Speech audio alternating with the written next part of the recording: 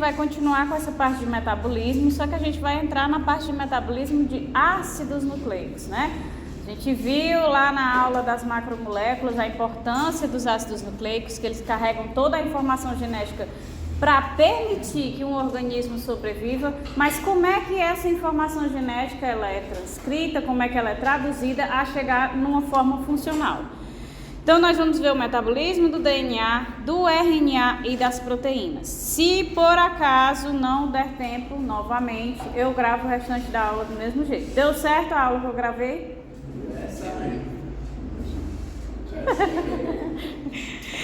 Oi.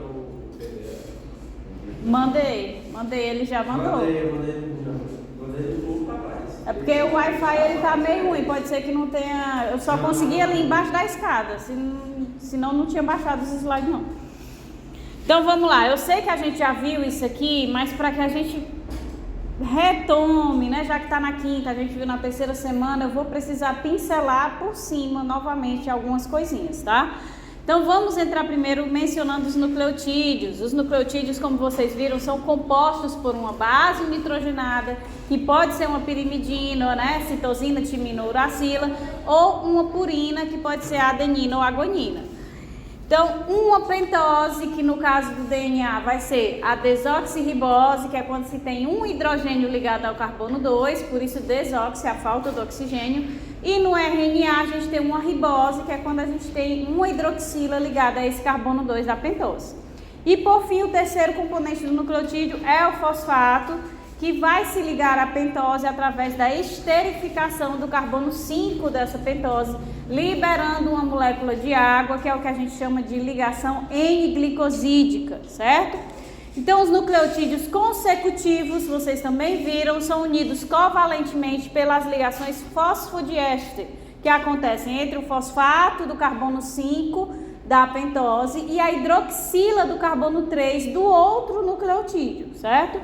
Então, a orientação das moléculas de DNA e RNA são no sentido 5', a orientação no sentido 5', 3' não tem relação com a orientação das ligações fosfodiéster. Não é porque o carbono 3 está em cima e o carbono 5 está embaixo, não é nesse sentido. E sim, porque as extremidades da molécula, em uma extremidade vai ter aí um fosfato que se liga ao carbono 5 e na outra pode haver outro grupo, normalmente a hidroxila, que vai ser exposta no carbono 3. Então aqui é a estrutura do nucleotídeo, né? Fosfato, pentose e base nitrogenada. No DNA vai ser uma desoxirribose, no RNA vai ser uma ribose. E aqui é a ligação fosfodiéster, né? Que vai ser o fosfato atacando aqui a hidroxila do outro nucleotídeo para formar a ligação fosfodiéster, uma ligação covalente. E aí quando vocês observam essa questão, né, da linearidade da molécula, por que é 5', 3'? É porque no carbono da extremidade, né, dessa molécula de DNA, o carbono 5 dessa extremidade, a gente tem um grupo fosfato, então 5 ligado ao carbono 5, por isso 5', e na outra extremidade a gente vai ter um hidroxila, na maioria das vezes, ligado ao carbono 3, por isso 3'. Mesma coisa para o RNA. Então, o DNA, ele é a molécula que contém a sequência nucleotídica necessária para especificar a sequência nucleotídica do RNA, que é o que a gente vai ver, e a sequência de aminoácidos de cada proteína. Por mais que o RNA seja transcrito do DNA, de onde veio essa informação? Né? Veio do DNA. Então, se o RNA vai ser traduzido numa proteína, a informação, querendo ou não, de base veio do DNA, certo? Então, o DNA só possui as funções de armazenagem e transferência da informação genética. Já o RNA, que é o segundo tipo de ácido nucleico principal, tem uma variedade de funções. Os RNAs mensageiros são intermediários que carregam a informação genética para o ribossomo, que vai ser traduzido nas proteínas. Nós temos ainda os RNAs ribossomais, que vão compor os ribossomos junto com outras proteínas e executam a síntese proteica. Os RNAs transportadores são moléculas adaptadoras que traduzem fielmente a informação que está lá no RNA mensageiro na sequência de aminoácidos que vão formar a proteína. E as RNAs são moléculas de RNA catalíticas, certo? Então o DNA e o RNA, eles vão ter o que a gente chama de caráter ácido, ou seja, eles são basofílicos, eles têm afinidade por condições alcalinas, porque o fosfato é um forte doador de H+. Então o grupo OH+ em solução é um forte doador, o H+ em solução é um forte doador desse H+, deixando a molécula carregada negativamente. Então vocês têm que perceber que esses fosfatos aqui, eles originalmente não são O-, eles são OH, né? Por isso ácido nucleico. O ácido é alguém que é uma molécula de quê? Química, que tem capacidade de liberar prótons, né? Deixar o meio mais ácido. Então, se ele tem esse hidrogênio ligado aqui a todos esses oxigênios nos grupos fosfatos, quando ele chega em solução aquosa, ele vai liberar esses hidrogênios deixando o meio ácido. Por isso, ele tem caráter ácido. Só que a partir do momento em que ele ioniza em solução aquosa, ele vai ficar aí o H+ livre e o oxigênio que estava ligado a ele vai ficar carregado negativamente. Como nós temos um fosfato em cada nucleotídeo do ácido nucleico, ele vai ter uma carga negativa, certo? É por isso que quando a gente vai fazer um gel de separação do DNA, o eletrodo que fica no final, a gente introduz o gel aqui nas cavidadezinhas iniciais, bem aqui. O eletrodo que está aqui para puxar esse DNA, ele é carregado positivamente. Porque o DNA ele não é carregado negativamente por conta desse caráter ácido, então ele vai migrando em direção ao eletrodo positivo pela atração das cargas, certo? Então, as bases nitrogenadas, elas têm o caráter hidrofóbico, por isso elas favorecem o empilhamento de base. A gente viu isso quando comentou sobre a estrutura. Além disso, as bases interagem por pontes de hidrogênio de forma específica. Citosina com guanina através de 3 pontes de hidrogênio, que são as mais frequentes dentro do código genético, e adenina com timina ou uracila, no caso do RNA, que vão interagir por 2 pontes de hidrogênio. Isso vai contribuir para a torção em hélice do DNA e também do RNA fita simples, que evita o contato com a água e favorece as interações de hidrogênio entre as bases, né? Adenina, timina, uracila, citosina, guanina tem uma relação direta com a duplicação fiel do DNA. Por que a gente tem que revisar isso tudo de novo? Para conseguir compreender como é que a gente vai conseguir traduzir a informação do DNA até uma proteína, certo? Então, para que a gente tenha a estrutura do DNA, a gente viu o quê? Que essa partezinha, né, do fosfato e da pentose, eles ficam para fora do esqueleto, enquanto as bases que têm caráter hidrofóbico, né, tem os anéis aromáticos, ficam voltadas para a região interna, interagindo pelas pontes de hidrogênio e também se empilhando por interações hidrofóbicas. É isso que favorece essa formação da hélice. Se não tivesse essa composição, essa hélice não seria formada. Então, justamente para manter as bases afastadas da água e manter aquilo que é hidrofílico em contato com o meio aquoso, é que se favorece a formação dessa estrutura, dessa morfologia do DNA. Então, aqui é só para vocês observarem, o amarelinho são essas bases empilhando aqui e o azul é o que fica exposto para fora em contato com o meio aquoso. Então, Chagas concluiu que a composição de bases do DNA varia entre espécies, mas a composição do DNA não muda com a idade, com a nutrição e com o ambiente. Além disso, ele concluiu que o número de adeninas vai ser igual ao de timinas, porque elas só interagem uma com a outra, e citosina igual a de guanina. Assim, a soma de adenina mais guanina sempre será igual ao de timina mais citosina, que a gente já viu.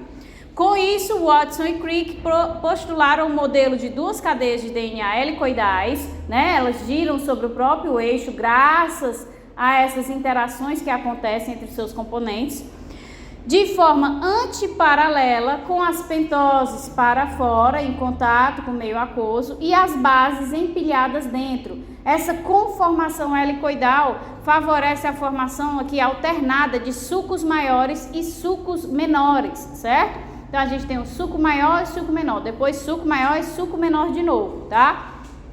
Que vão ter aí o suco maior mais o menor em torno de 10 pares de base, ou seja, de 10 nucleotídeos, formando esse suco maior e esse suco menor, tá? Então é só para vocês lembrarem da estrutura do DNA.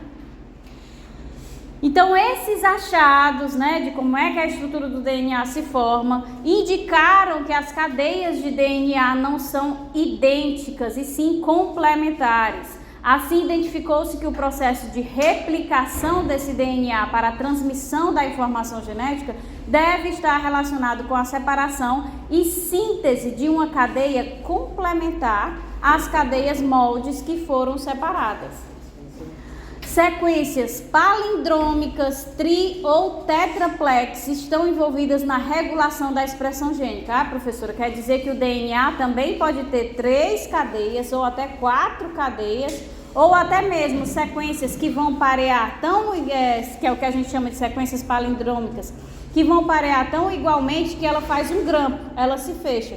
Essas estruturas de DNA que são encontradas nos organismos têm principalmente a função de regulação, certo? Então, quando a gente fala aqui que a replicação do DNA, a transmissão da informação genética deve ser por um processo de replicação por complementaridade, é porque quando vocês viram anteriormente que a adenina só pareia com timina, citosina só pareia com guanina, então a gente sabe que elas não são exatamente, não são exatamente idênticas, né? Elas vão parear com o seu contraposto. Então, por isso que uma fita vai na direção 5 linha, 3 linha, e a fita que vai vindo complementando vai na direção 3 linha, 5 linha. Então, aqui é só para vocês terem a ideia, ó, onde é que o DNA ele vai ser replicado? A célula que está em divisão, um tecido que precisa se proliferar, um feto que está sendo gerado, e aí as células, a partir de um único embrião, vai dar origem a um organismo completo. Então, no processo de divisão celular, de renovação, um processo de cicatrização, a célula vai ter que se multiplicar. Se ela tem que se multiplicar, ela não tem que multiplicar todo o conteúdo que existe dentro dela. Então, dentro desse conteúdo, além de organelas e todo o restante, a gente precisa ter a replicação do material genético, precisa replicar o DNA, certo? E como é que essa replicação está feita? É feita, né? Então, aqui tem a molécula de DNA, na sua estruturazinha helicoidal, né? 2 cadeias interagindo dentro da célula. Vai acontecer o processo de replicação para que a gente consiga, isso aqui para todo o processo de transcrição e tradução da informação contida no DNA.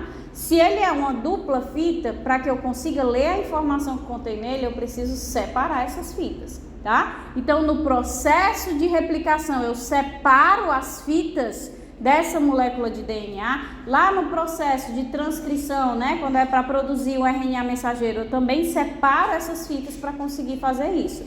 Porque cada uma das fitas pode servir de molde nesses processos. Então, eu tenho aqui a molécula, eu separei essas 2 cadeias e posso vir aqui com todo o complexo enzimático envolvido nesse processo. Com base nesse molde azul aqui, eu consigo sintetizar uma nova cadeia totalmente complementar a essa cadeia que serviu de molde. O que é que vocês podem deduzir? Que essa cadeia aqui vermelhinha, ela vai ser exatamente idêntica a quem? A essa cadeia azulzinha que está aqui do lado, né? Porque ela também vai ser completamente complementar a outra.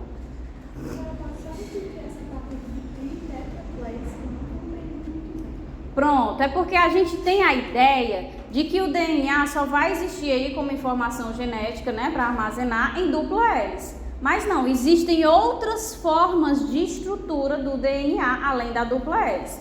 Tem a forma em que a gente vai ter 3 cadeias, vamos supor aqui uma azul, uma vermelha e outra vermelha, e aí ele forma essa estrutura triplex, ou até mesmo 4 cadeias, que vai ser essa estrutura tetraplex. E tem vezes em que uma cadeia de DNA possui, por exemplo, aqui esse início vai ser A, e do meio para baixo vai ser T. Então, como elas são complementares, elas se dobram e interagem formando um grampo.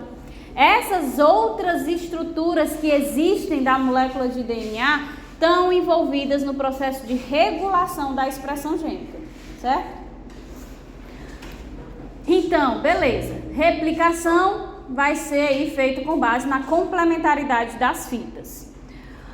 Falando agora do RNA, o RNA é o intermediário que carrega a informação genética do DNA no processo de transcrição para a maquinaria de síntese proteica nos ribossomos. Por isso ele é chamado de RNA mensageiro.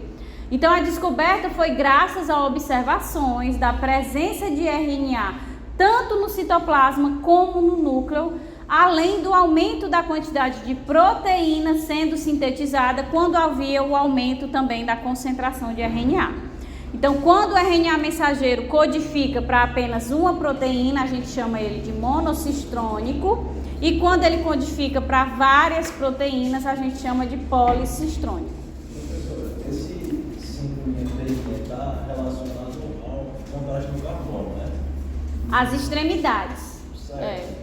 Mas por que um é 5,3 para baixo e outro é 5,3 para menos? Pode me explicar? Porque elas não são complementares.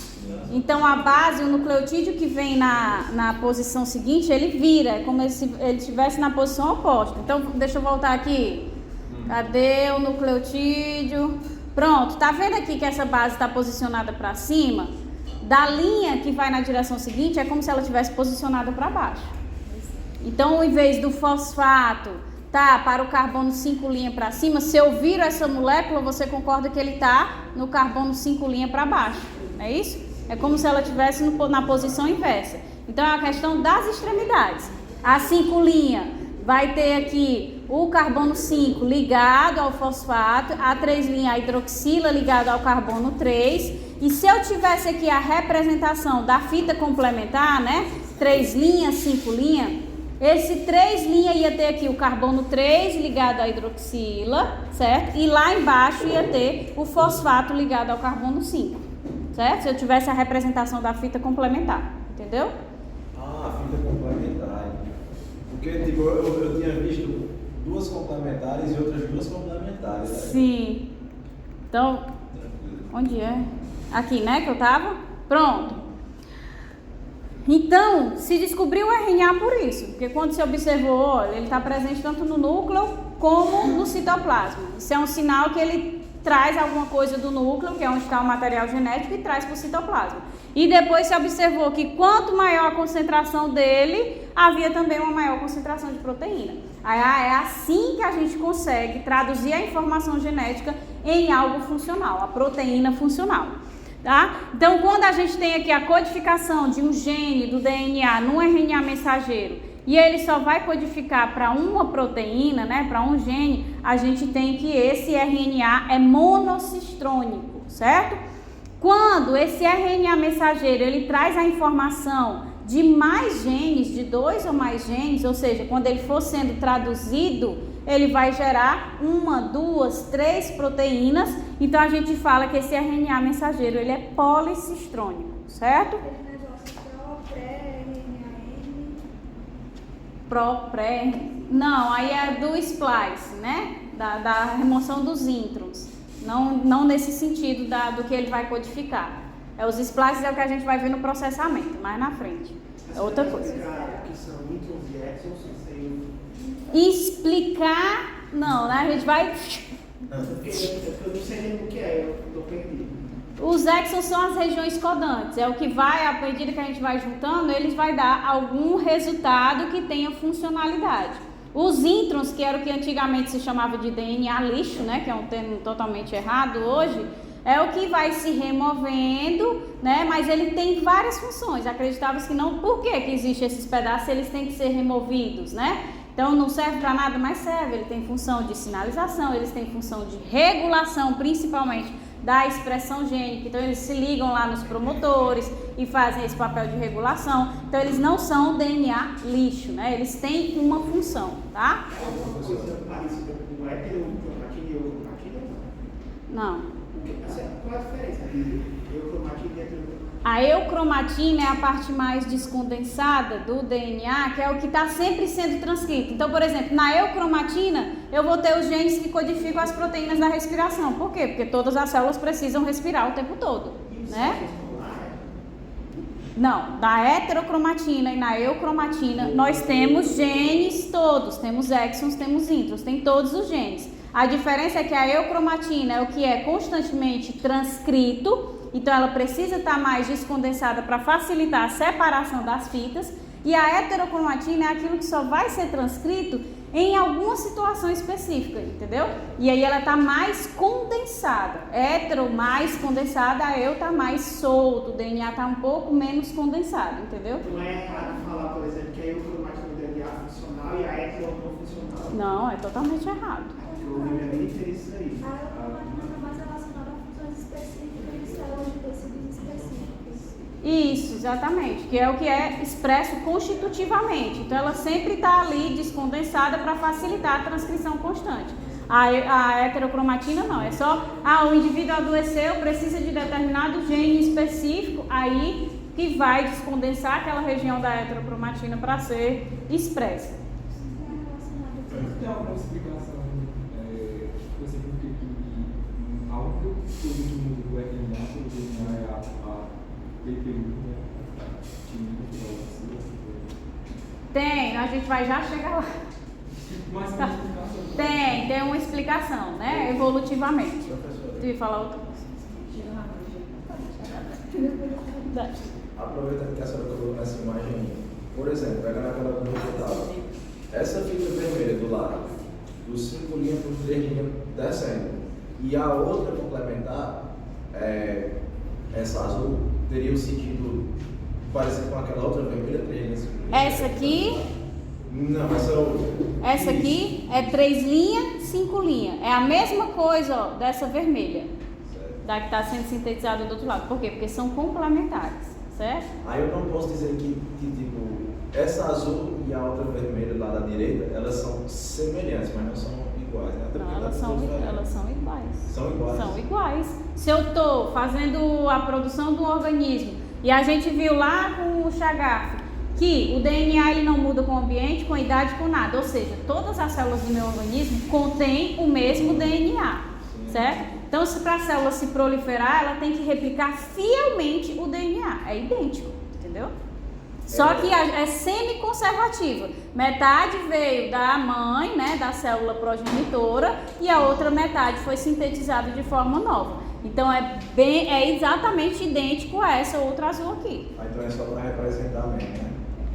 Aí é aí que acontece, por exemplo, uma mutação. Pode acontecer uma mutação aí, se a replicação tiver algum erro nesse processo. É por isso que no processo de replicação a gente tem tantos mecanismos de reparo. Quando a gente passa lá para transcrição no RNA, para tradução em proteínas, esses mecanismos de reparo já diminuem muito. Por quê? Porque de onde vem a informação? Do DNA. Então o foco de reparo tem que ser nele. Porque o restante vai ser degradado depois, então tem como se remediar. Se a mutação acontecer no DNA, não tem como remediar, porque vai se perpetuando para as próximas gerações de células filhas que forem ser geradas. Bem, professora, mais uma dúvida. É em relação aos introns e os exons. Eles são o que? Nucleotídeos, genes, o que eles são? Os introns e exons. Por exemplo, a gente tem a molécula de DNA. A molécula de DNA é cheia de genes, regiões que codificam genes. Um gene, ele tem as regiões codificadoras de exons, vamos supor que aqui não seja gene, certo? Então, isso aqui tudo é um gene. Então, aqui nessa barrinha cinza inicial é uma região, é um exon, essa barrinha vermelha é um intron e essa barrinha vermelha é um gene, ou é um exon. Então, na hora do processamento, retira esse intron e a parte funcional vai ser aqui essas duas barrinhas cinzas. Então, não tem. Faz de novo a pergunta, só para. Porque não tem. Se os introns e os exons, eles são o que? Eles são genes, são nucleotídeos. Aquilo que a senhora falou, eles são Partes do gene, exatamente. Isso. São formados de nucleotídeo por quê? Porque são parte do DNA. E o DNA é todo formado de nucleotídeos, certo? Avançando. Vamos iniciar agora o metabolismo do DNA, que eu coloquei como replicação do DNA, mas em todos os livros vocês encontram como metabolismo do DNA, certo? Portanto, né, compreendendo a estrutura, essa parte da complementaridade da molécula de DNA, o DNA vai ter uma posição central como repositório da informação genética. Acredita-se que ao longo do processo evolutivo o DNA foi escolhido como repositório da informação genética porque ele é uma molécula altamente estável. A sua própria estrutura mantém isso, né? Ele vai se contorcer para que determinada região que seja hidrofílica interaja com o meio aquoso e aquela que não seja fique ali interagindo internamente por interações hidrofóbicas. Ele tem a capacidade de manter essa dupla hélice que permite que haja replicação de forma fiel, né? Pega uma fita molde e consegue sintetizar outra exatamente idêntica à outra que ele estava associado. Então ele é uma molécula estável para ser esse repositório da informação genética. Então, a sequência de nucleotídeos do DNA codifica toda a estrutura primária dos RNAs e das proteínas celulares que estão envolvidas em todos os processos celulares. Tudo que acontece tem como base a ação proteica. E essa ação proteica, essas proteínas, elas vêm de onde? Da informação contida no DNA que foi transcrita no RNA, certo? Então, para manter a estabilidade, né, replicação, reparo e recombinação ocorrem concomitantemente através da ação de enzimas, né, o processo de metabolismo do DNA. Então, descoberto o DNA dupla hélice, viu-se que uma fita era complementar à outra, que é o que a gente chama de complementaridade do DNA. Por isso, na replicação se fazem cópias idênticas das fitas moldes, né? Então, definiu-se que a replicação do DNA é chamada de semiconservativa, no sentido de que tem alguma coisa diferente entre as fitas que foram polimerizadas? Não, no sentido de que ela vai carregar uma fita da célula parental e uma fita nova que foi sintetizada. Pois cada fita do DNA servirá de molde para a síntese de uma nova fita, ou seja, no final da replicação, 2 moléculas de DNA são geradas, cada uma contendo uma fita nova, que foi baseada na antiga, né, no molde, e uma antiga do DNA original. Então, nessa figura fica mais fácil de observar. Tenho aqui o DNA parental, essa célula vai passar por um processo de divisão, então ela precisa duplicar esse DNA. Então, vai separar essas 2 fitas azuis para elas servirem de molde no processo de replicação. Vem a DNA polimerase e sintetiza essa fita vermelha aqui nova, que foi feita com base na antiga, né, na azul. Então, eu tenho agora 2 moléculas de DNA novas. Essa fita vermelha que foi sintetizada é exatamente idêntica a essa fita azul, certo? Mas assim, não acontece mutação direta, assim, na prática, não acontece mutação.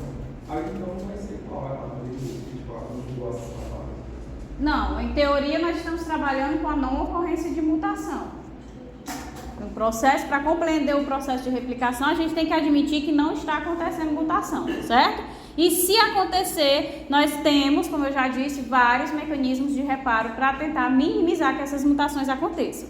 Aí vamos supor aqui que essas 2 células que foram geradas precisam agora se dividir novamente. Então, o que vai acontecer? Vai separar essas 2 fitas aqui. Então, essa fita vermelha vai servir de molde, essa fita azul vai servir de molde, essa fita vermelha vai servir de molde, essa fita azul vai servir de molde. Professor, Oi. Mutação, essencialmente, é algo não induzido? Mutação? Pode ser espontânea.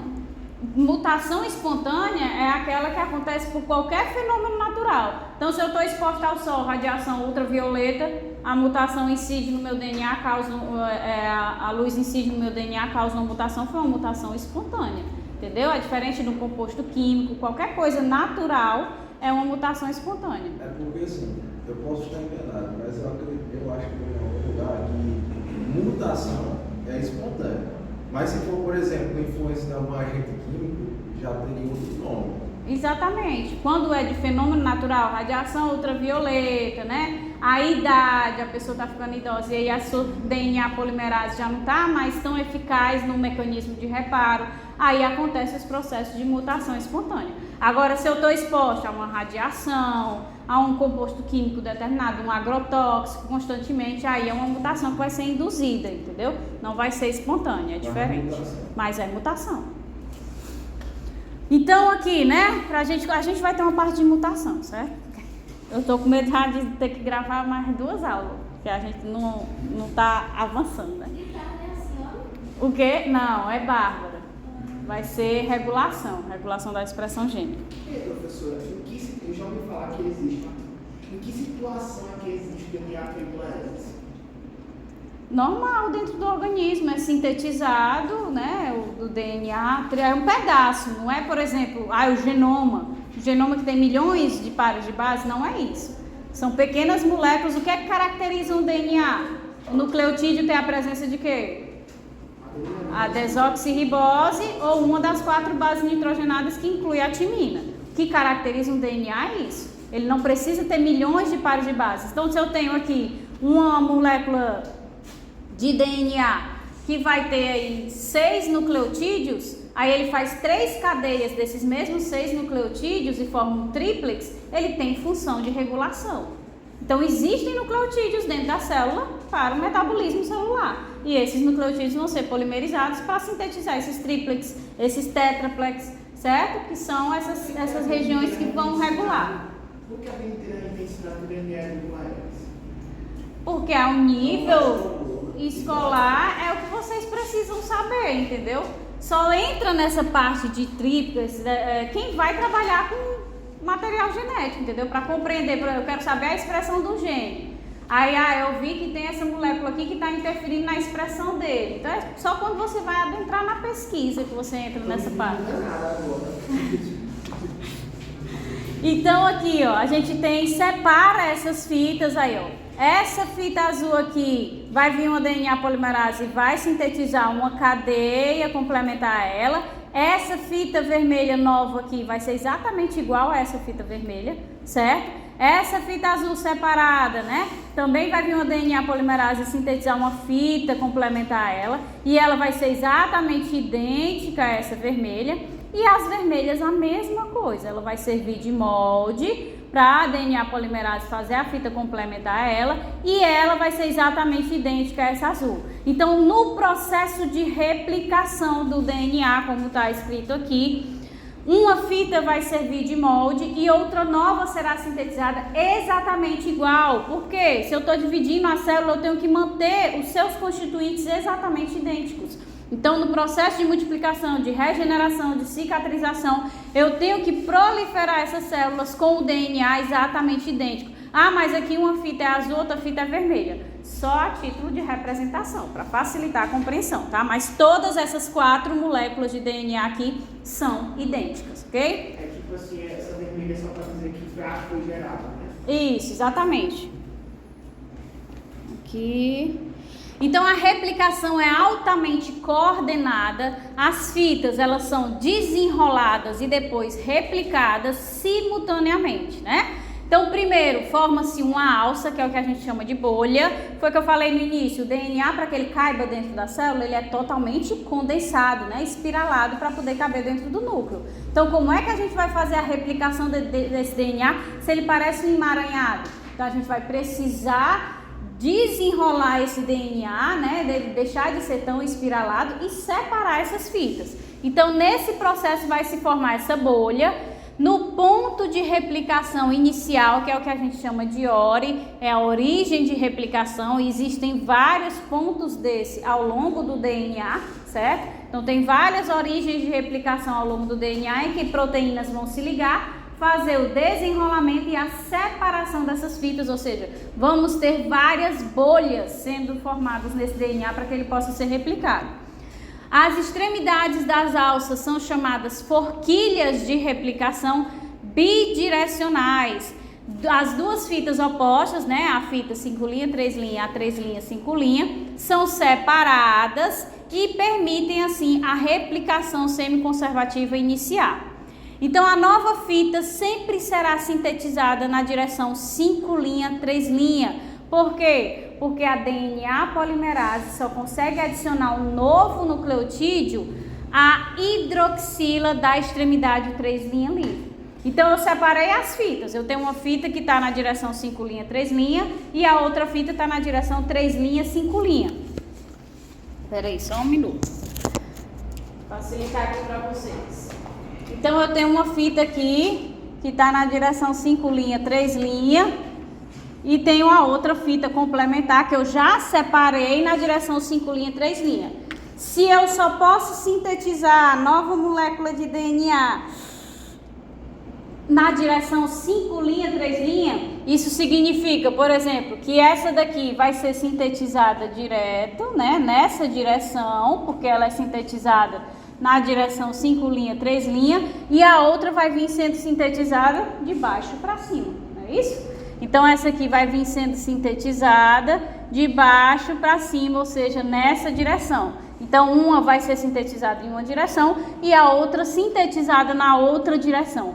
Por isso que se fala que é bidirecional, porque uma é sintetizada em uma direção e a outra é sintetizada no sentido inverso, tá? Aqui a nova fita sempre será sintetizada na direção 5 linha, 3 linha. Isso. Então não pode dar 5 linha, não? Não, a nova fita. Sim, a nova fita. A nova fita é sintetizada na direção 5 linha, 3 linha. Qual é a nova fita? Essa e essa. Mas que a senhora fez um desenho, né, explicado que começa a dar 3 linhas. Não, essa fita aqui não tem relação. Eu comecei a dar 3 linhas, fazendo mas a direção da setinha tá para onde, ó? É porque eu fiz o desenho aqui, mas a direção da seta tá para onde? É só para o desenho, né? Então aqui ela está sendo sintetizada da direção 5 linha para 3 linha, ó, a direção, a setinha. E essa aqui também está sendo sintetizada da direção 5 linha para a 3 linha, a setinha para cima, certo? Então vamos lá. Então a nova fita sempre será sintetizada na direção 5 linha, 3 linha, né? Porque precisa da hidroxila que está exposta na extremidade 3 linha, ou seja, no carbono 3 que tem uma hidroxila ligada. Porém, uma das fitas novas é sintetizada continuamente e a outra descontinuamente, que é o que a gente chama dos fragmentos de Okazaki, certo? Então eu coloquei aqui para vocês, né, a síntese dessas fitas, mas uma vai ser sintetizada direto, a DNA polimerase vem polimerizando cada nucleotídeo de uma vez, e a outra vai ser sintetizada em pedaços. Certo? Que é o que a gente vai compreender. Por isso que é falado que a replicação do DNA é descontínua, porque apesar de uma ser sintetizada continuamente, a outra vai ser sintetizada descontinuamente. E cada fragmentozinho desse aqui é chamado de fragmento de Okazaki, certo? Que foi quem descobriu. Então, as enzimas envolvidas na replicação são nucleases ou DNases, né? Que tem aí um papel de exonucleases, que vão degradar a molécula da extremidade, e as endonucleases, que degradam a molécula de DNA em sítios internos específicos, tá? Ai, pegou meu cabelo aqui. Ei, professor. Oi. Sempre que a enzima tem esse endo no início, é que ela vai quebrar lá no meio da molécula, né? Sim, mas existe, por exemplo, o complexo da replicação. Dentro do complexo da DNA polimerase existe a função de edição, que é uma endonuclease, Porque, certo? por exemplo, tem umas proteínas que, para serem quebradas por enzimas, primeiro elas são bem enroladinhas, sabe? Aí primeiro tem que ter uma denaturação. Aí acho que dizem que dentro é uma matriz, algo do tipo, para desenrolar essa matriz ficar exposta. Para uma alguma coisa, endoprotease. Endoprotease agir nessa parte. É isso. Depende. Tem proteína que a endonuclease, a endoprotease consegue atuar direto. Não necessariamente ela tem que estar totalmente desdobrada. Por exemplo, tá aqui a proteína todinha, aí tem esse aminoácido aqui que é o alvo da endoprotease, ela quebrou um aminoácido da estrutura da proteína, vai desestabilizar a estrutura toda. A gente viu lá na classe das proteínas que é justamente a interação entre esses aminoácidos que faz o dobramento nativo dela. Então, se ela atacou um aminoácido que está posicionado, né, para o meio aquoso, meio externo, mesmo na forma globular, ela vai causar uma desestabilizar a estrutura da proteína e aí ela vai ser degradada. vai acabar atuando. Não necessariamente tem que abrir para a endonuclease entrar, entendeu? Endonuclease significa que é dentro da sequência de monômeros daquela macromolécula. Exonuclease significa que é na extremidade. Então, a exoprotease vai começar a degradação da região N-terminal ou da região C-terminal. A endoprotease vai quebrar qualquer aminoácido que esteja no meio da sequência dessa proteína. Entendeu? A protease, quando ela vai agir, necessariamente tem que agir nas pontas. Nas extremidades. Então, vamos supor, tem essa proteína aqui. Aí, a extremidade N-terminal dela é aqui, a extremidade C-terminal dela é aqui. Uma exoprotease vai começar degradando os aminoácidos daqui, das extremidades. A endoprotease, ela vai poder degradar esse aqui, que também está exposto, vai poder degradar esse aqui, não necessariamente um que esteja lá dentro, e ela precise abrir a estrutura dessa proteína para entrar, entendeu? Mas só um exemplo, essa isoprotease, quando ela for agir numa ponta da proteína, ela vai ter que agir sempre para liberar os aminoácidos da ponta, ou ela pode, sei lá, agir e liberar um dipeptídeo? Não, né? não, é o monômero da extremidade, certo? Então, vamos lá. Então, a gente tem envolvido na replicação essas exonucleases e endonucleases, certo? Que atuam principalmente no processo de reparo. Então, houve um erro na polimerização lá do DNA, na replicação dentro da molécula de DNA. Então, vem a endonuclease e remove. Ou houve um erro no último nucleotídeo que foi adicionado, ou seja, ele está na extremidade. Vem uma exonuclease e remove esse nucleotídeo errado que foi adicionado, certo? Além dessas enzimas de reparo, nós temos as DNA polimerases, que vão inserir o desoxinucleotídeos. A primeira diferença aqui que vocês têm que perceber. DNA polimerases inserem desoxinucleotídeos. Então, os nucleotídeos que ela vai adicionar são aqueles que a pentose é de qual tipo? Desoxirribose, certo?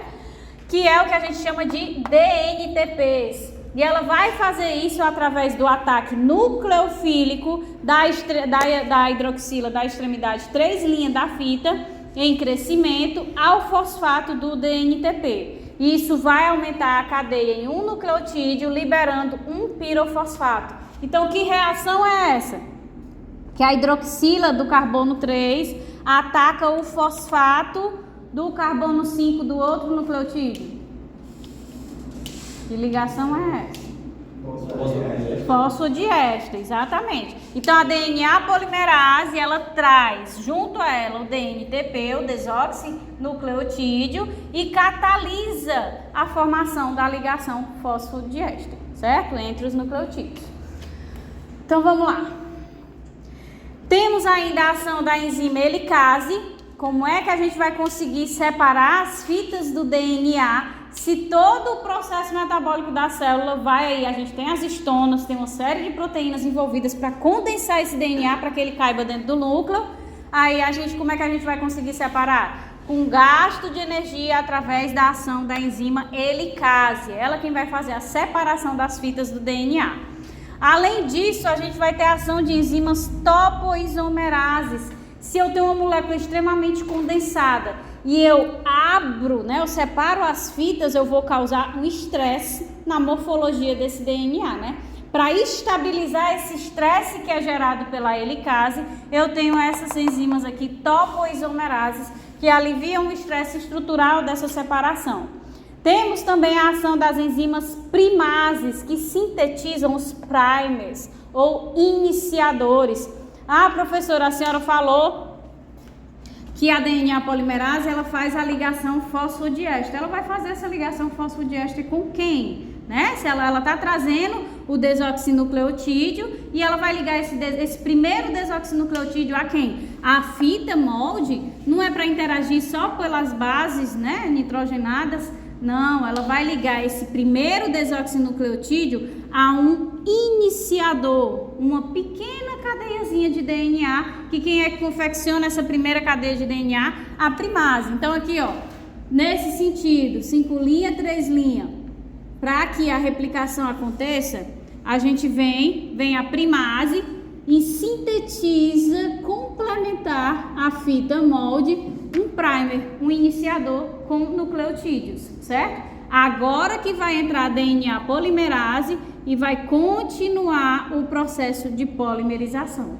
Então, para que as novas fitas sejam sintetizadas, a gente precisa ter um primer, um iniciador, certo? Senão, a DNA polimerase não chega aqui, separei as fitas, a fita molde está exposta. A DNA polimerase não tem a capacidade de chegar aqui e botar o primeiro nucleotídeo e vir seguindo, tá entendendo? Ela não tem essa capacidade, ela precisa de um iniciador que é feito pela primase para ir adicionando os demais nucleotídeos.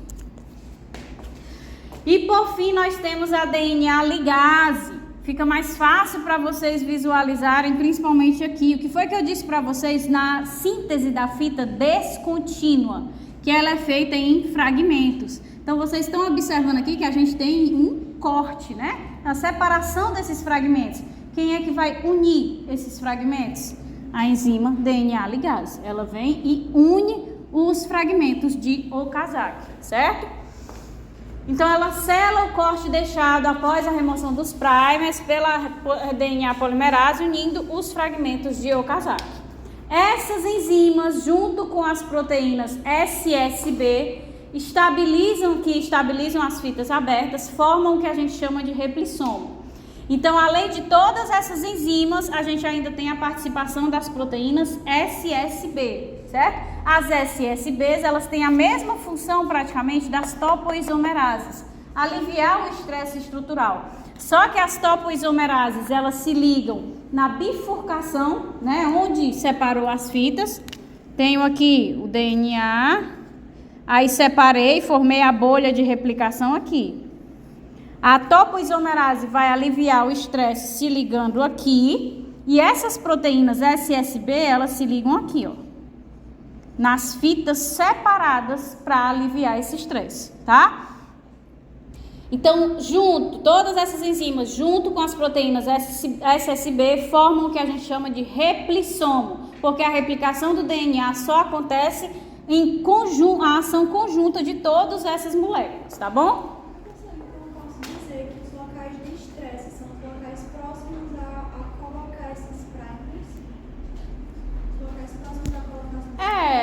Na fita contínua, né? Por exemplo, ó, aqui tem um primer. Então você pode dizer que as regiões de estresse nas extremidades, certo? Só que bem aqui também tem uma região de estresse, certo? E aqui não tem primer. Então você não pode botar nesse sentido porque aqui não tem primer. E os fragmentos de Okazaki, cada um é sintetizado com um primer, entendeu? Então ficaria complicado dizer que está associado ao primer, certo? E outra coisa, o estresse, né? Ele não está só nessa bifurcação aqui. O estresse está nessa fita que formou a bolha também, tá? Então por isso que a gente tem que ter as proteínas ligadas ao longo de toda a fita, porque essa parte aqui também está desesperada para voltar a se enrolar, certo? Então a gente tem que estabilizar tudo. A ação de mudar essa complexo para criar a morfologia também é eficaz em abrir? De separar a dupla hélice é a helicase, separa as fitas. A topoisomerase, ela estabiliza o estresse, né? Então vamos aqui, cadê o bichinho? Então, para que a replicação inicie, a gente precisa encontrar dentro da molécula de DNA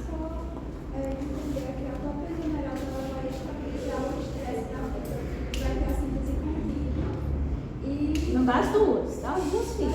Então, as proteínas SSB e as topoisomerases têm a mesma função. Tem a mesma função, só que uma vai focar em estabilizar aqui na bifurcação, né, das bolhas.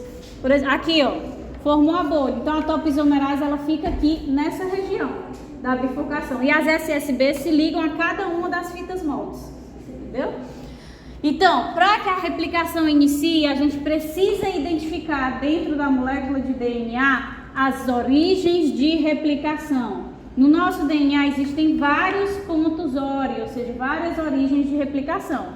Então, é nessas origens de replicação que irão se ligar os replissomos, né? As moléculas responsáveis pela replicação, certo? Então aqui é só para mostrar para vocês. Quando a gente identifica essa origem de replicação, vai se formar a bolha, né? As fitas vão se separar e vai se formar o que a gente chama de bolha de replicação, tá? Então aqui é só para mostrar para vocês também a parte da síntese das fitas novas de forma contínua e descontínua. Tenho aqui a molécula de DNA parental. Separei as fitas para que eu possa fazer o processo de replicação, certo? Uma vai ser replicada, vai ser polimerizada no sentido 5' 3', e a outra também vai ser sintetizada no sentido 5' 3', mas através de fragmentos, né? Que é o que a gente chama dos fragmentos de Okazaki. Por isso que a replicação do DNA é de forma descontínua, tá? Porque uma fita é feita de forma contínua e a outra de forma descontínua. Professora, por que isso acontece? Essa síntese dessas novas fitas está sendo feita simultaneamente. Não é faz uma e depois faz a outra, é simultaneamente. Então a DNA polimerase se liga aqui e ela consegue vir lendo essa fita molde diretamente. Eu quero. E aí, uma parte dela, né, da sua morfologia, vai se conectar à fita de baixo. Então, por distância mesmo, de separação, ela não consegue vir vindo um braço aqui e o outro braço ir descendo direto. Tem que ir sendo feito aos pouquinhos. Certo? Então, começou desse aqui, veio desse aqui e vai subindo à medida que ela vai avançando na fita superior. Então, por isso que ela não consegue fazer continuamente a síntese das duas fitas. E o que é que a DNA polimerase faz? Ela carrega o desoxinucleotídeo, né, e faz uma ligação fosfodiéster. A quem? Isso aqui é o primer, o iniciador, que contém algumas moléculas de nucleotídeo que já foi feito pela primase. Foi feito aqui, vamos supor, bem aqui. A primase fez o primer, aí vem a DNA. É isso mesmo. É aqui. Vou botar aqui nesse aqui, ó, que é o que ela faz direto. Então a primase faz o primer aqui. No de baixo é aqui, ó. São aqui. Sempre na direção 5', 3'. Eu não entendi essa parte, essa aqui tem que ter essa pausa mais próxima. Porque ela não consegue sintetizar diretamente. Porque é uma proteína para fazer a síntese das duas fitas simultaneamente. Então, como ela se liga a essa parte aqui, por distância mesmo, ela não consegue se ligar direto a essa daqui. Então, ela vai sintetizando essa aqui diretamente, aí consegue girar o outro braço dela, que faz a síntese da outra fita, nesse ponto aqui. À medida que ela avança aqui, ela se liga a esse outro primer e faz esse outro pedaço. Então, é por questão de morfologia da estrutura, da proteína, da DNA polimerase. Ela não consegue sintetizar os dois de uma vez. Por quê? Porque esse aqui está vindo nessa direção, 5', 3', não sempre tem que ser sintetizado na direção 5', 3'. Então ela não consegue vir nessa direção e outra parte dela vir nessa direção, porque é a mesma em cima. Não é contínuo, é simultâneo. É só uma em cima, por isso que esse de baixo tem que ser feito em fragmentos. Porque ela vem sintetizando esse aqui de cima e aí o máximo que ela consegue, ela tem dois braços, certo? A DNA polimerase, que a gente vai já ver. Um braço vem sintetizando a de cima direto, ela só consegue tirar o outro braço aos poucos. Ela sintetiza uma, aí vem e sintetiza a outra à medida que vai descendo aqui, entendeu? E professora, Oi. mas esses fragmentos da imagem são simultâneos também ou é uma de cada vez? É, uma de cada vez. Cada vez. Que à medida que ela vai avançando, né? É o que eu tô fazendo aqui. Ela vem descendo aqui. Aí o outro braço dela fez um, avançou pro outro braço. Fez o outro, avançou pro outro. Enquanto a de cima tá descendo, entendeu? Então ela vai fazendo fragmento por fragmento. E como é que ela vai fazendo isso? Tem o primer aqui com os nucleotídeos, ela traz o desoxinucleotídeo e vai realizar a ligação fosfodiéster para ir polimerizando esses desoxinucleotídeos. Como é que a ligação fosfodiéster acontece? A hidroxila da pentose que está ligada no carbono 3 ataca nucleofilicamente o fosfato desse desoxinucleotídeo.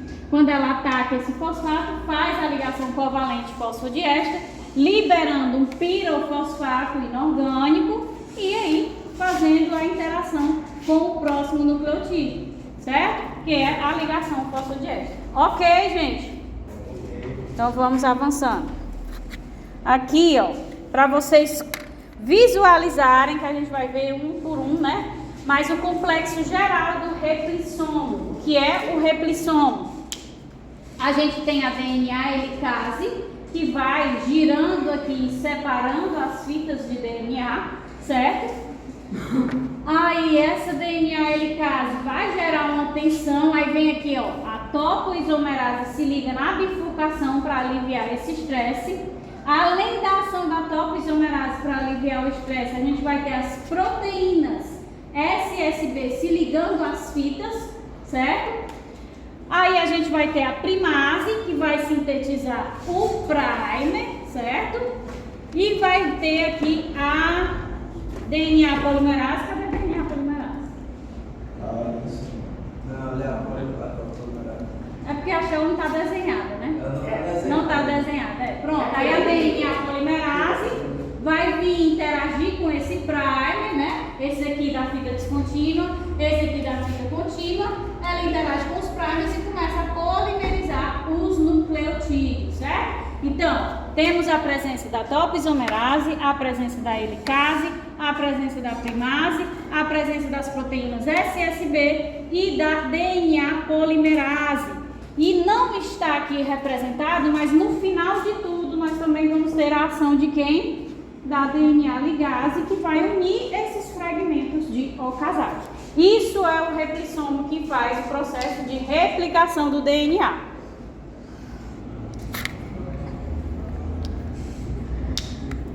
Então, as DNAs polimerases, né, elas necessitam de uma fita molde. Por que é necessária a fita molde para que a DNA polimerase comece a jogar os nucleotídeos?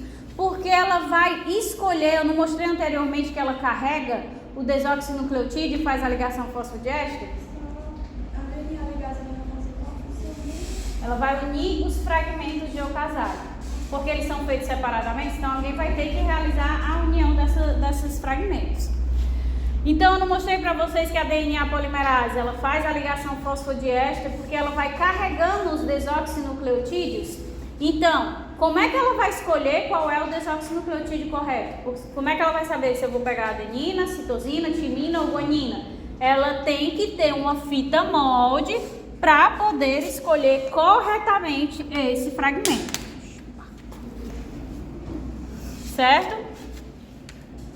Então a fita molde ela é necessária por isso, porque a DNA polimerase vai escolher o DNTP que vai parear com o molde e também vai precisar, além do molde para escolher o desoxinucleotídeo, ela vai precisar do primer, né? Porque vai ser ele que vai gerar o fragmento que vai ter uma extremidade 3' livre, que é uma extremidade 3' livre que tem a hidroxila ligada ao carbono 3 livre, porque a hidroxila vai atacar nucleofilicamente o fosfato ligado no carbono 5 para fazer a ligação fosfodiéster.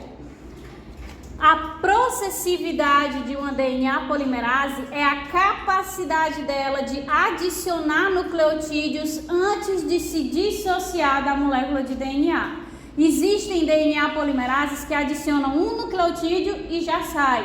É o que a gente chama de baixa processividade. E existem outras que adicionam vários nucleotídeos antes de se dissociar, que é a alta processividade, tá? Então, a acurácia da replicação reside na interação de hidrogênio entre os nucleotídeos, ou seja, a adenina só vai parear com timina e citosina só vai parear com guanina, que se encaixam no sítio da polimerase e se não ocorrerem essas interações de hidrogênio corretamente, elas podem ser desfeitas antes de formar a ligação fosfodiéster, certo? Então a DNA polimerase tem a capacidade de reconhecer o nucleotídeo que está na fita molde de forma correta antes de realizar o processo catalítico, o qual ela faz diretamente, que é o quê? A ligação fosfodiéster. Então chegou ali a DNA polimerase, trouxe um nucleotídeo errado, pareou. o sítio catalítico dela consegue perceber que o pareamento não foi correto. Foi uma adenina com a citosina, não houve as três, né? Ela leu a fita molde, eu preciso para interagir com a citosina de 3 pontos de hidrogênio, ou seja, uma guanina. Não aconteceu a formação dessas 3 pontos de hidrogênio, então eu consigo reconhecer, a DNA polimerase consegue reconhecer, desfaz a interação com esse nucleotídeo antes mesmo de ser feita a ligação fosfodiéster, tá? Mas esse tipo você tem uma mutação, assim, essa mutação continua assim, diminuindo, que ela faz, tem errado. Não tô escutando Mas direito. se acontece uma mutação assim, ela fica essa mutação. Ela não, ainda tem a atividade de reparo. Só se passar pela atividade de reparo é que tem a possibilidade da mutação permanecer, né? Então a DNA polimerase, ao reconhecer que não houve a interação de hidrogênio correta, ela vai trocar o nucleotídeo pelo correto para o que fará a interação de hidrogênio corretamente, ou seja, o pareamento de base correto. Então vamos supor aqui, ó. Na fita molde eu tenho uma timina, então a DNA polimerase traz carregando uma adenina e o sítio catalítico dela consegue perceber que houve 2 pontes de hidrogênio formadas. Ou se na fita molde tem uma citosina, aí a DNA polimerase traz uma guanina e consegue o sítio catalítico dela perceber que houveram 3 pontos de hidrogênio. Então o pareamento está correto, ela pode prosseguir com o quê? Com a catálise do quê? Da ligação fosfodiéster, certo? Só depois que ela reconhece as pontes de hidrogênio é que ela faz a catálise da ligação fosfodiéster. Agora, se ela tem uma citosina e ela pega erroneamente uma adenina, o sítio catalítico dela reconhece que não houveram as pontes de hidrogênio de forma ideal, da mesma forma aqui embaixo, e a partir do momento que ele reconhece, ele já remove antes de realizar a ligação fosfodiéster, né? Quando a gente tem um pareamento incorreto. E é esse sítio ativo da DNA polimerase que consegue reconhecer esse erro de pareamento de base, ok? Aqui é para vocês já irem se familiarizando com a estrutura da DNA polimerase 3. Percebam quem é que fica interagindo com a extremidade da DNA polimerase? A DNA helicase. Então ela vai desenrolando, separando as fitas e a DNA polimerase já vai aí fazendo o processo de síntese das novas fitas, tá? Então o que eu falei lá no começo, ó, a DNA polimerase ela tem um braço e outro braço. Então eles são distantes, eles têm uma estrutura que permite que ela sintetize as 2 fitas simultaneamente, mas não são tão separados assim que ela consiga sintetizar as 2 de forma contínua. Então ela vai sintetizando uma de forma contínua e a outra ela vai sintetizando aos pedaços, né, por distanciamento mesmo, que são os fragmentos geocasados, tá? A DNA polimerase das polimerases é a que tem a maior processividade, certo? Ela é quem consegue adicionar mais nucleotídeos à fita molde, justamente porque na estrutura dela, dessa DNA polimerase 3, ela tem uma estrutura chamada de grampo beta, certo? Então, quando ela chega e interage com a fita molde, esse grampo se fecha, então ela consegue se prender nessa fita molde. Mesma coisa do de baixo, ele vai e se fecha. E por que tem essa região central aqui?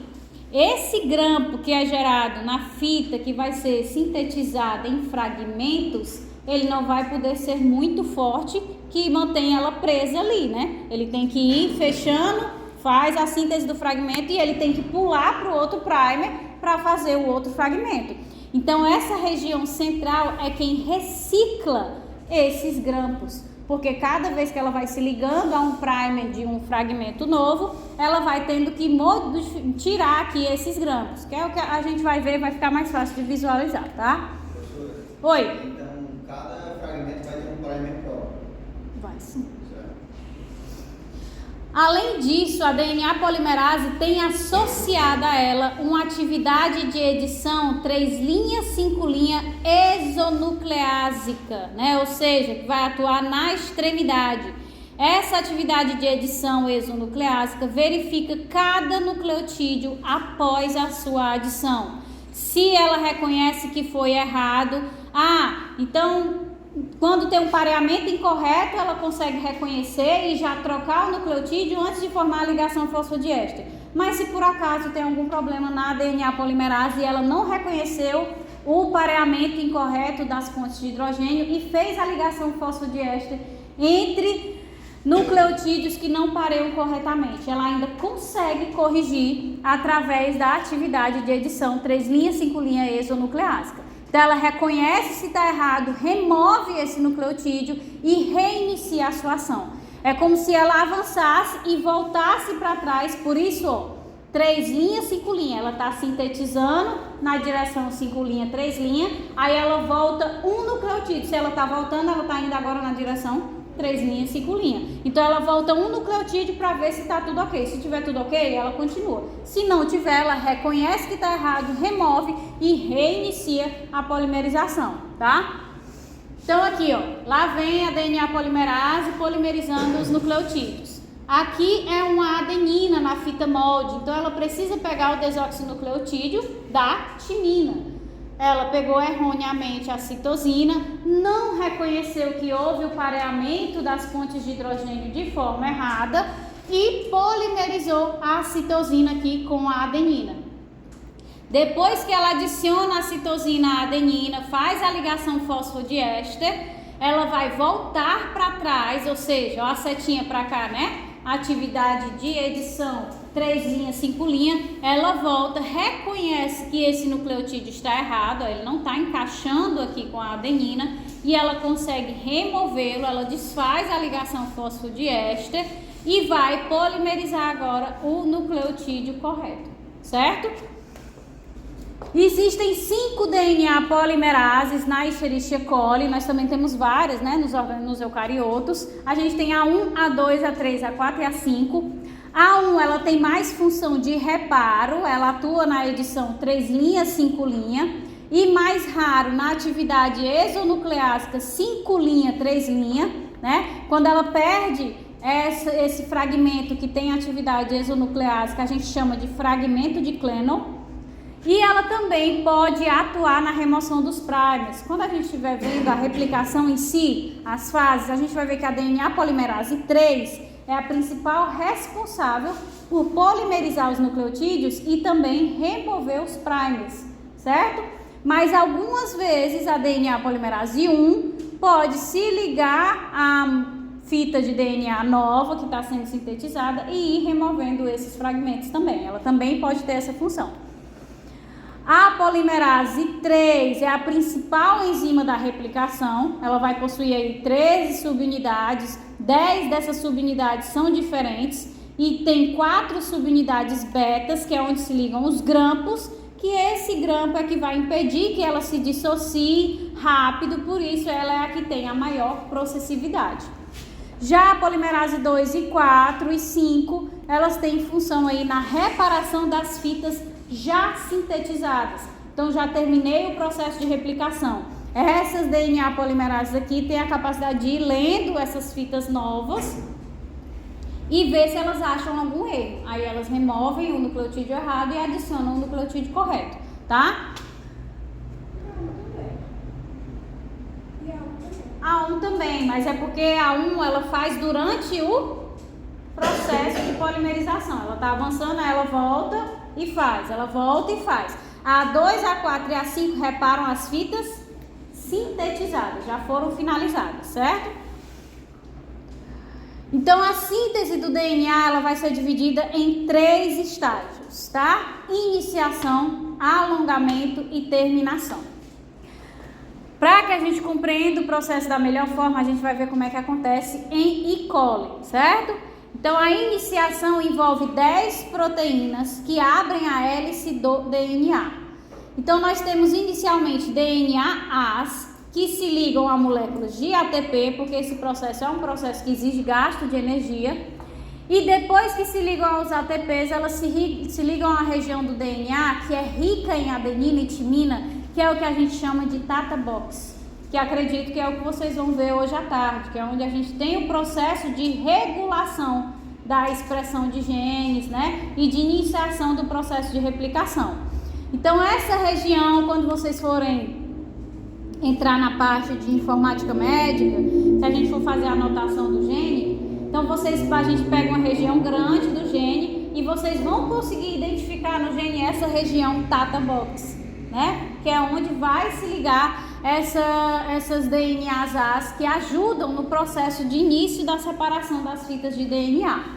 Então, após isso, as proteínas de ligação HU, FIS e HF, não precisa se ater a isso, vão se ligar às DNAs As, né, formando um complexo. A formação desse complexo, DNA, mais essas 3 proteínas, mais o ATP, favorece a ligação de uma proteína chamada DNAC às moléculas de ATP. Esse DNAC carrega a proteína DNAB, certo? Ao se ligar, vai acontecer a hidrólise desse ATP que se ligou ao DNAC, fazendo com que esse DNAC seja liberado e o DNAB que estava ligado a ele, né, vai ficar ligado ao DNA, certo? Então vamos visualizar aqui. Tem uma molécula do DNA, quer iniciar o processo de replicação. Os DNAs As se ligam à molécula de ATP e aí se ligam à região do Tata Box. Quando ele se liga ao Tata Box, vem aqui essas outras 3 proteínas de ligação e se ligam ao DNA. Isso forma um complexo, certo? Quando esse complexo existe, ele favorece a ligação de outra proteína que é o DNAC. Esse DNAC, ele está sempre, quando livre, né, lá no núcleo, ele está sempre ligado a outra proteína que é o DNAB. Então, o DNAC e o DNAB, a gente pode dizer que é a mesma coisa, certo? Então, deixa eu botar bem aqui, ó. Deixa eu apagar aqui.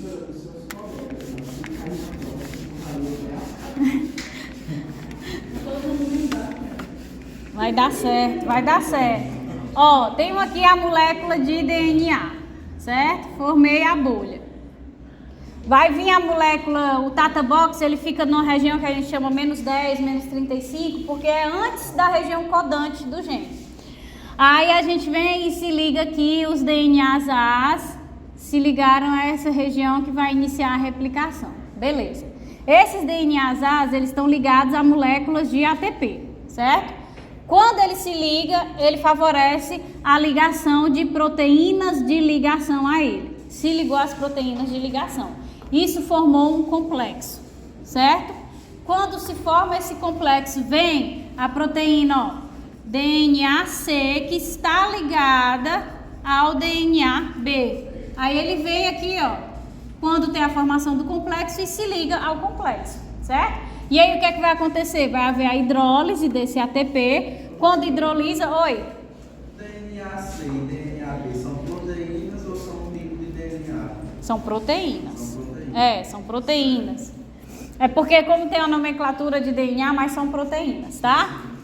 Então esse DNAC ligado ao DNAB vem aqui e se liga ao complexo. Quando ele se ligou ao complexo, hidrolisa o ATP e essa energia que é liberada favorece a saída do DNAC, mas o DNAB vem e fica ligado aqui ao DNAB, fica ligado ao DNA, certo?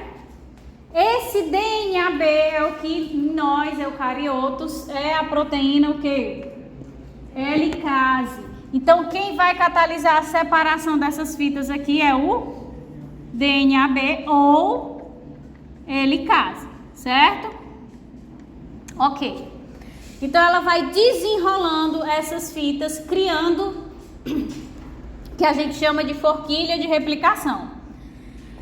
Ligada à DNAB, que a gente viu na estrutura da DNA polimerase 3, né? Na ponta dela tinha o quê? A helicase, certo? Em E. coli é DNAB, nos eucariotos é helicase.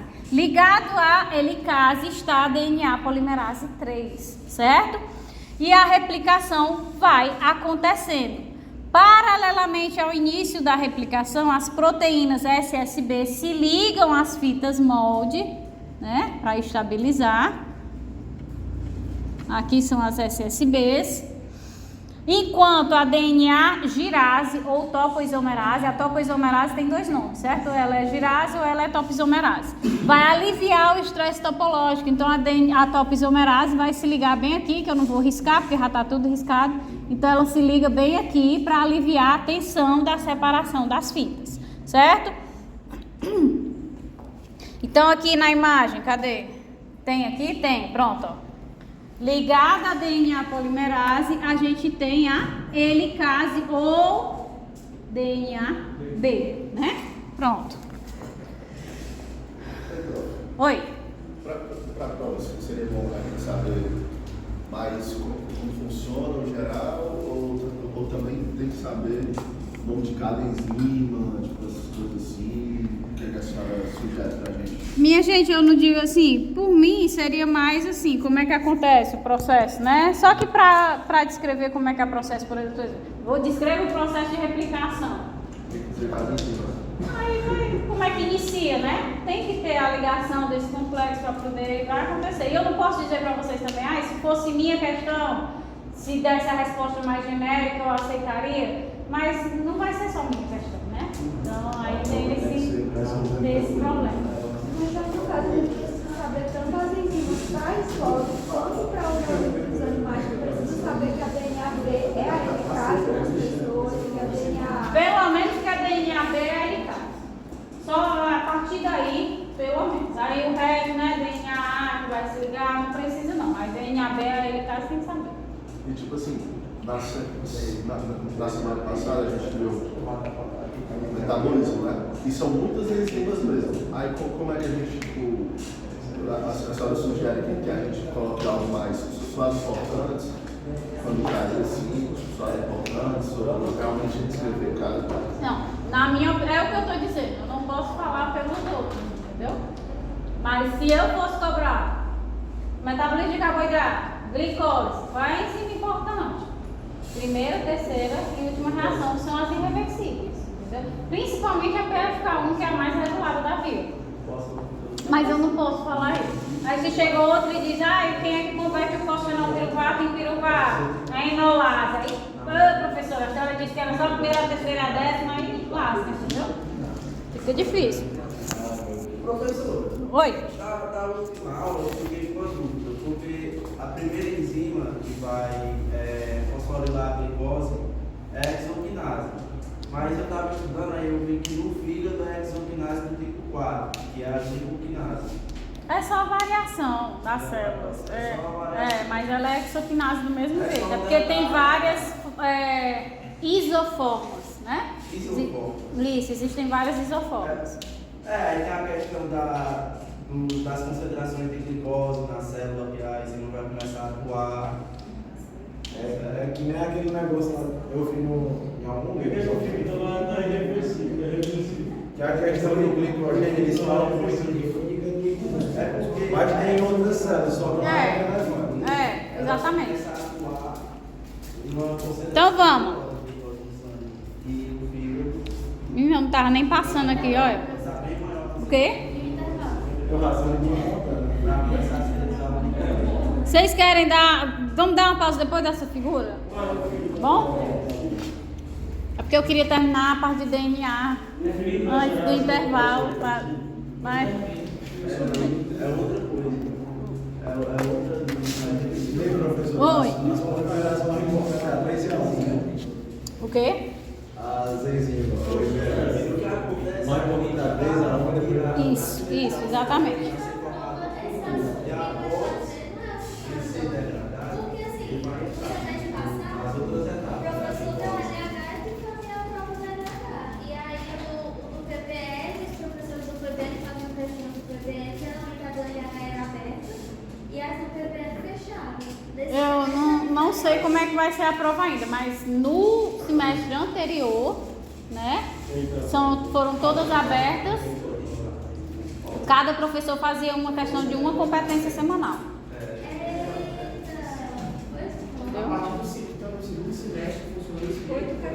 Não, eu não sei. No semestre passado da turma 1 que eu dava aula, né? Que a coordenação era da Alisson.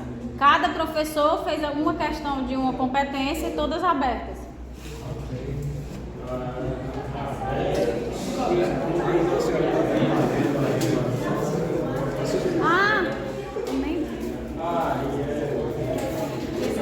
Então bora, senão você não tem intervalo não. Bora.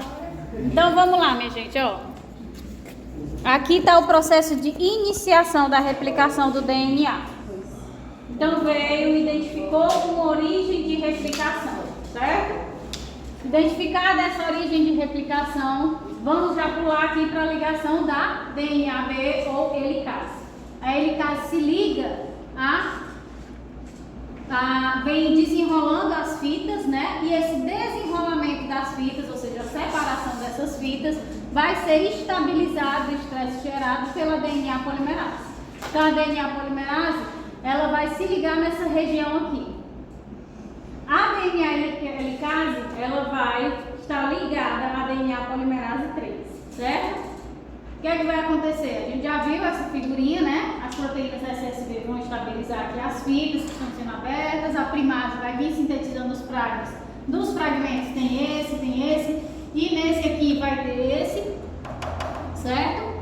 Que não está marcado em verde. E aí vai vindo a DNA polimerase 3 e vai vindo sintetizando a fita continuamente e o outro braço, os fragmentos descontinuamente. Por que tem RNA primer? Porque não primer de RNA.